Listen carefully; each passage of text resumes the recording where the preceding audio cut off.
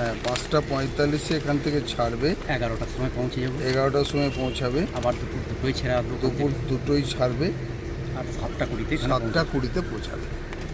ঠিক আছে, প্রতিনিয়ত থাকছে এই বাস? হ্যাঁ প্রতিনিয়ত থাকবে এবং এখান থেকে সার্ভিস আরও অনেকগুলো সার্ভিস বাড়ানো হবে। ঠিক আছে, ইতিমধ্যেই আমাদের বেলদা, বোলপুর, তার সাথে সাথে ঝিলমিলি এবং কালীপাড়ি এগুলো নতুন করে টার্মিনাস তৈরি হয়েছে।